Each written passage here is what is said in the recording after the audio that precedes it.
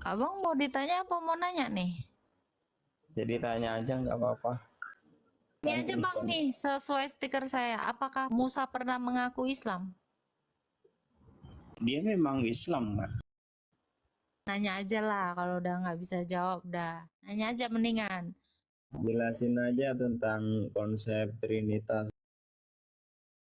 Trinitas atau Tritunggal itu adalah satu Allah yang kami sebut sebagai Bapa yang memiliki firman dan roh. Anda mau nanya Isa yang di Quranmu atau Yesus yang di kitab saya? Yesus saya itu adalah Allah yang mengambil rupa manusia. Kalau Yesus itu kok bisa seorang Yesus itu dinobatkan sebagai Tuhannya? Kalau Tuhan kayak gitu caranya, berarti sebenarnya itu melemahkan kekuasaan Tuhan itu sendiri. Karena dia itu harus mewujud dalam ciptaannya sendiri, yaitu Yesus.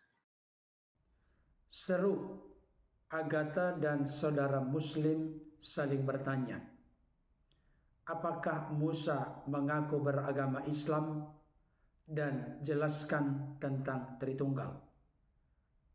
Mari kita simak diskusi menarik mereka berikut ini. Halo, Muslim. Ya, halo. Islam Kristen, Bang. Saya Islam. Ya, silakan. Ada yang mau ditanyakan? Abang mau ditanya apa mau nanya nih? Jadi tanya aja nggak apa-apa. Ini Kan aja bang Islam. nih, sesuai stiker saya. Apakah Musa pernah mengaku Islam? Dia memang Islam, Mbak. Musa Iya. memang Islam, serius. Tapi kira-kira ada Karena dalilnya nggak ya? Tuhannya kan Musa sama. mengaku dia Islam. Musa ini orang Islam, betul. Dia agama Islam. Ya, orang Islam. Oke. Musa ini bangsa Israel bukan, Bang? Itu memang nabinya Bani Israel. Loh, kenapa Bani Israel nggak ada yang Islam? Kalau Musa mengaku Islam, kenapa umat-umatnya yang mengikuti Musa nggak ada yang beragama Islam? Ngakunisasi. Mana Islam gimana? itu kan artinya berpasrah, berserah diri kepada Tuhan yang Maha Esa. Nah, itu Tuhan yang Maha Esa Muslim. itu Kan tadi saya tanya, apakah Musa pernah mengaku memang agama dari Islam? dulu. Secara akademis, Anda Hmm. tahu nggak agama Islam itu disebarkan di abad keberapa? Itu pas Nabi Muhammad diutus. Kalau selepas Nabi Muhammad diutus baru ada yang namanya istilah Islam atau agama Islam, kenapa Musa sudah beragama Islam? Ini yang saya maksud adalah Nabi Musa loh. Bukan Musa-Musa yang tukang cilok, tukang ini, bukan. Ini yang saya tanyakan ini adalah Musa, nabinya bangsa Israel. Kalau Islamnya baru ada di abad 7 di zamannya Muhammad, lalu bagaimana mungkin? Secara nalar, secara logika, Musanya orang Yahudi itu beragama Islam. Gimana caranya?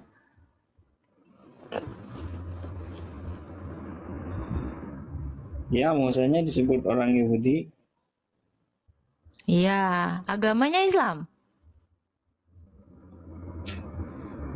Ya, Islam secara bertuhannya maksudnya. Islam secara Ya, bertuhannya Islamnya gimana? Tuhannya sama. Tuhannya sama dengan Tuhan yang diakui Oke, oleh umat sekarang saya Islam tanya, sekarang ini. ajaran Islam Mm-mm. itu seperti apa? Apakah Musa melakukan ajaran Islam yang baru ada di abad Setiap 7? setiap nabi itu punya risalahnya tersendiri. Itu ajarannya beda-beda dalam pengaplikasiannya. Tapi dalam hal Oke, keimanan, dalam kalau hal setiap ketuhanan itu sama. nabi ada Itu. ajarannya tersendiri, ajarannya Musa ini ajaran apa? Ajaran Islam atau ajaran apa? Taurat? Hah? Musa Ajaran ini apa lah kan yang dibawa menerima ajarannya kita si Musa ini? yang disebut Gimana? Taurat, ya disebut dengan Taurat di situ. Oke, sekarang saya tanya, apakah Taurat sama Saya dengan ajaran Islam? ya Tadi kan kamu saya persilakan Taurat bertanya, giliran saya bertanya kamu bingung. Sekarang mau gantian, mau nanya saya aja. Ya udah nanya aja lah, kalau udah nggak bisa jawab udah nanya aja mendingan. jelasin aja tentang konsep Trinitas. Trinitas atau Tritunggal itu adalah satu Allah yang kami sebut sebagai Bapa yang memiliki firman dan roh. Jadi Trinitas atau Tritunggal itu adalah satu Allah yang dengan tiga realita berbeda. Sang Bapa yang memiliki firman yang adalah perkataan dan penyataannya, dan Roh Kudus itu adalah nafasnya atau hidupnya. Itu. Jadi Trinitas itu apa, Kak?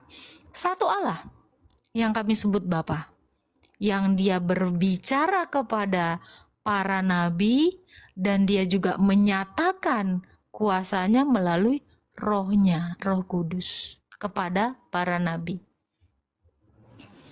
Itu Trinitas, Bang. Satu Allah, yaitu Bapa. Silakan Bang Muslim. Ada lagi yang mau ditanyakan? Itu kalau Nabi Isa atau Yesus dalam Kristen itu sebagai apa? Itu kan bentuk wujudnya, ada fisiknya, itu ada jasad dan fisik, ada rohnya di situ juga, ada firmannya, perkataannya beliau di situ. Perbedaannya apa dengan firman yang Tuhan itu? Anda mau nanya Isa yang di Quranmu atau Yesus yang di kitab saya? Kalau Anda nanya Isa yang di Quran, ya itu urusan Anda. Itu bukan Yesus saya. Anda mau yang saya jelasin yang mana nih? Yesus saya, jangan bawa-bawa Isamu, karena Isamu yang di dalam Quran itu bukan Yesus saya. Saya akan menjelaskan tentang Yesus saya. Yesus saya itu adalah firman atau realita yang ada satu di dalam Sang Bapa tadi, yang diutus ke dunia oleh Sang Bapa, mengambil kodrat manusia dan menjadi sama seperti manusia supaya dia bisa mengalahkan dosa dalam daging, iblis dalam daging, dan kematian dalam daging. Jadi firman, realita konkret yang satu di dalam Bapa yang diutus ke dunia itu sudah menambahkan kodrat itu agar dia itu menjadi Tuhan atas orang hidup dan atas orang mati, supaya dia bisa menyelamatkan semua orang-orang yang percaya kepadanya. Tetapi berbeda dengan Isa yang di dalam Quran yang hanya cuma nabi tok. Kalau Yesus itu adalah firman. Tadi saya katakan realita yang satu di dalam Bapa. Kalau Bapa itu adalah Allah, maka Yesus itu adalah realita Allah, yaitu Sang Firman yang menambahkan kodrat manusia. Jadi Yesus itu siapa, Kak? Allah dan manusia yang kami kenal sebagai inkarnasi. Yang satu memiliki dua kodrat, kodrat Allah dan kodrat manusia. Ini yang kami kenal, makanya ada gereja bernama Tewahedo yang ada di Afrika sana, karena arti dari Tewahedo itu adalah unification atau penyatuan antara keilahian dan kemanusiaan tadi. Itu Yesus saya itu adalah Allah yang mengambil rupa manusia. Beda dengan Isa. Ya, jadi Yesus itu adalah Allah, Yesus itu adalah Tuhan, Yesus itu adalah nabi, Yesus itu adalah raja, Yesus itu adalah imam sampai selama-lamanya. Itu, Bang. Yang saya mau tanyakan lagi itu, Kalau Yesus itu kok bisa seorang Yesus itu dinobatkan sebagai Tuhan ya? Tadi kan saya udah jawab, dia Allah. Hipostasis yang satu di Itu dalam kenapa Bapa. dinobatkan sebagai Kalau Allah itu Tuhan ya firmannya itu Tuhan. Rohnya itu Tuhan, bukan dinobatkan. Lu dia Allah dalam kekekalan. Kok dinobatkan sih? Runutannya itu sih saya menjelaskan Tritunggal itu adalah Allah, berbicara tentang Allah. Jadi Yesus itu adalah Allah, bukan dinobatkan.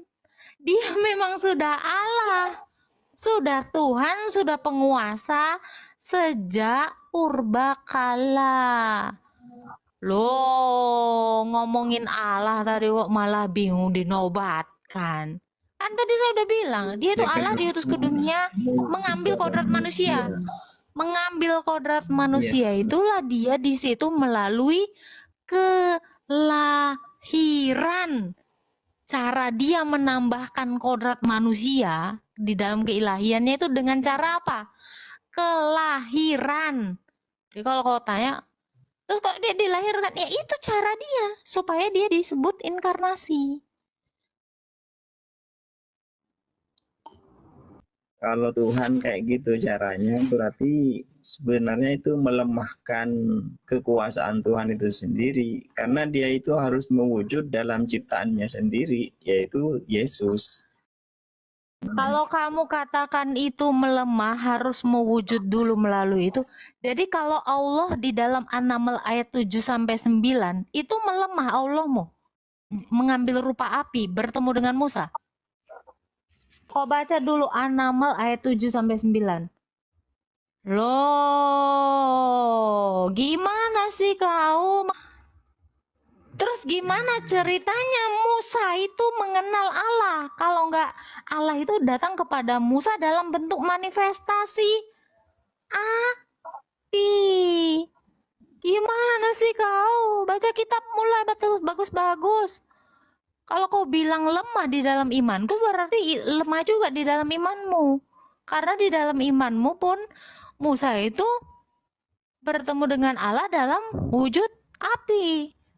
Oh, udah nyontek nggak jelas kau. Salah menafsirkan, salah memahami. Sekarang kamu baca dulu. Yang di ayat 7 surah An-Naml itu yang berkata, "Wahai Musa, sesungguhnya aku adalah Allah." Siapa kira-kira? Itu dalam manifestasi apa itu kira-kira Allah itu? Yang dilihat Musa apa? Api. Apakah dia lagi melemah? Sekarang saya tanya, gini, saya kasih analogi ya. Kalau kamu bilang ketika Allah diutus ke dunia merendahkan diri, mengambil rupa sebagai manusia, walau kamu tentang bagaimanapun ceritanya, itu memang sudah terjadi. Sekarang saya tanya, kalau emas dilemparkan ke lumpur, kira-kira melemah nggak emas ini?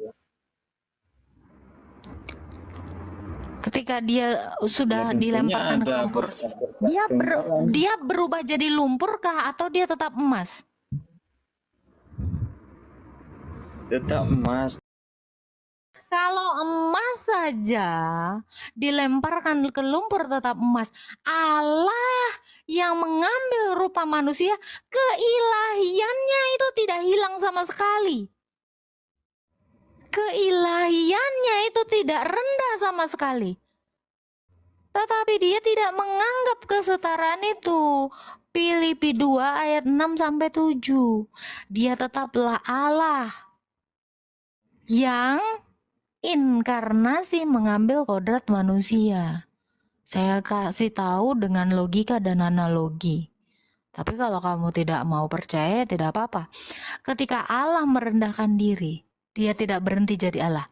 Ketika saya yang seorang putri lagi menjadi mahasiswa, keputrian saya itu tidak hilang. Saya tetaplah putri raja. Tetapi saya juga menjadi mahasiswa. Paham sampai sini? Ya, kalau nggak paham juga ya saya nggak tahu. Gimana lagi jelasinnya?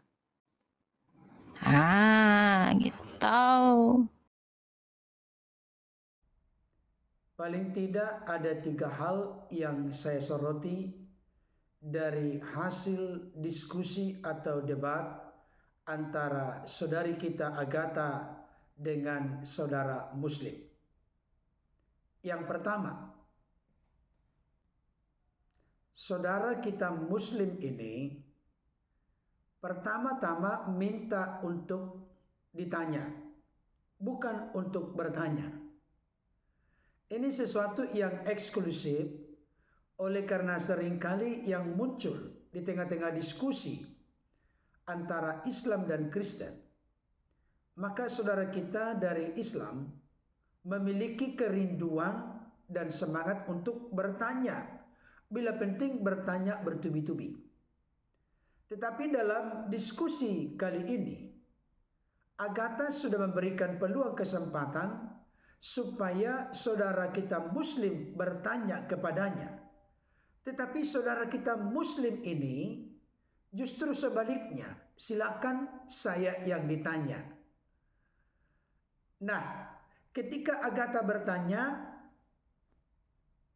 apakah Musa pernah mengaku dirinya beragama Islam? Maka saudara kita Muslim menjawab, memang Musa itu beragama Islam. Agatha memberikan tanggapan, bagaimana mungkin Musa itu agama Islam, sedangkan pengikutnya tidak ada yang beragama Islam.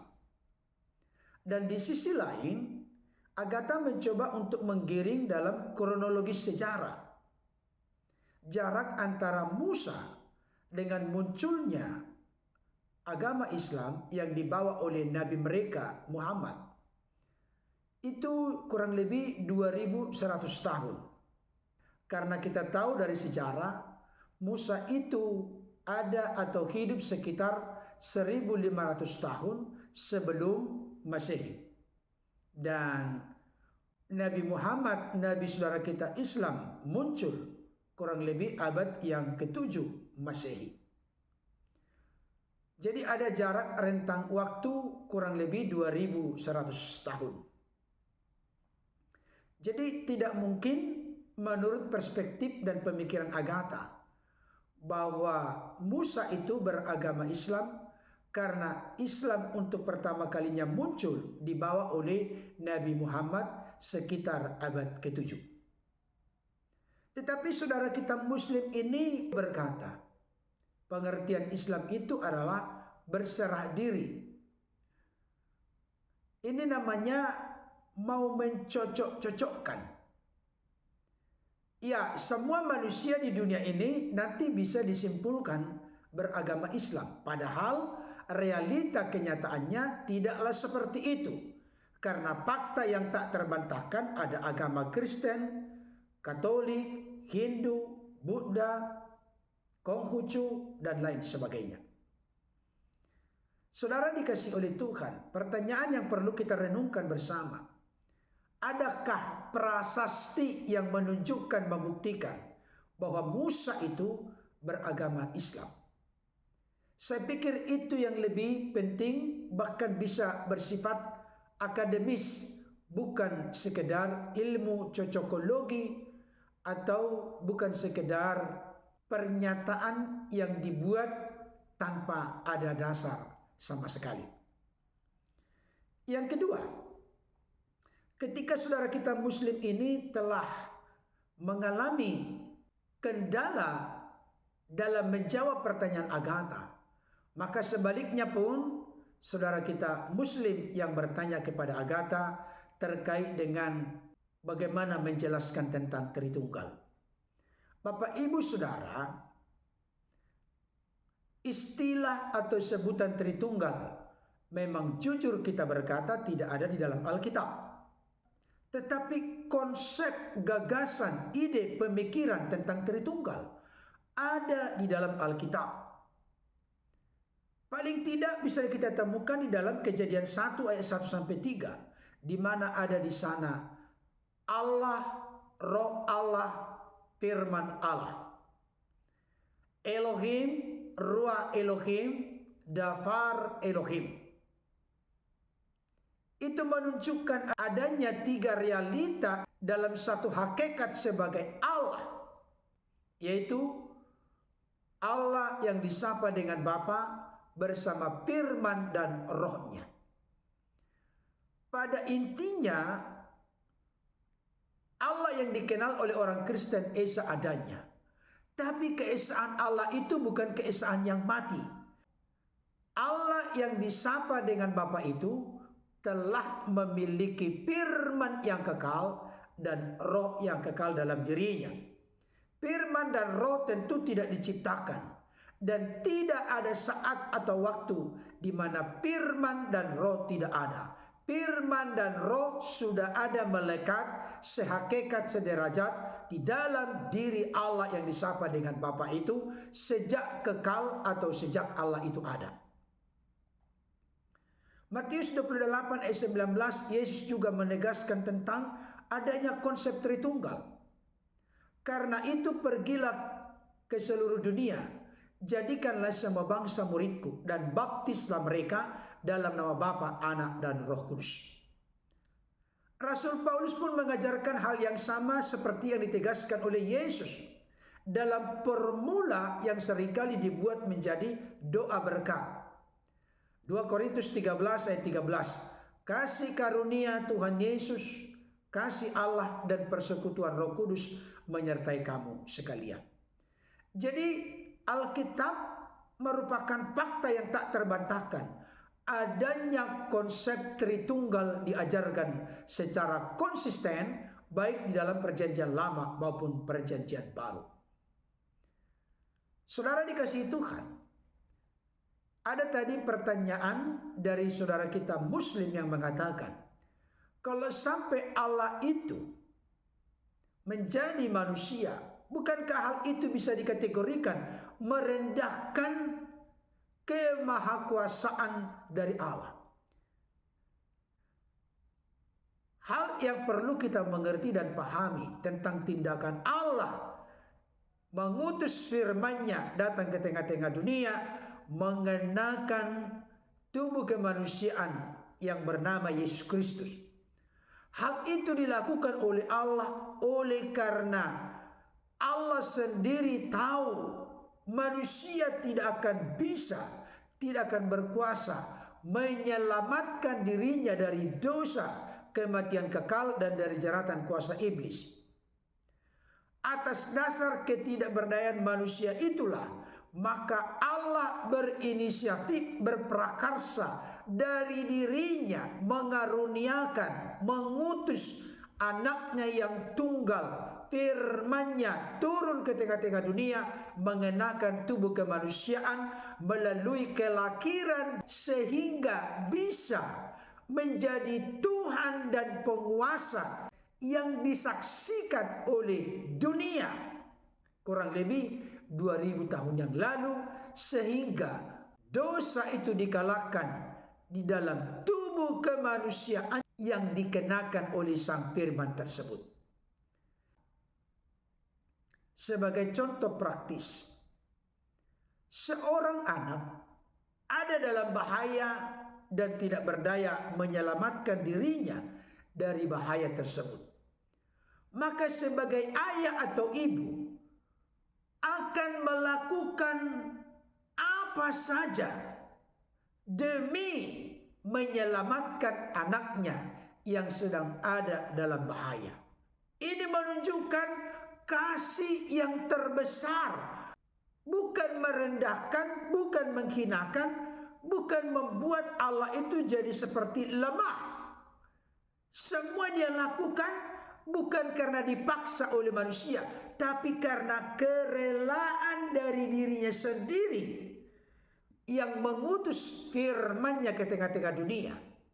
Filipi 2 ayat yang ke-8 jelas berkata, dan dalam keadaan sebagai manusia, ia telah merendahkan dirinya dan taat sampai mati, bahkan sampai mati di kayu salib.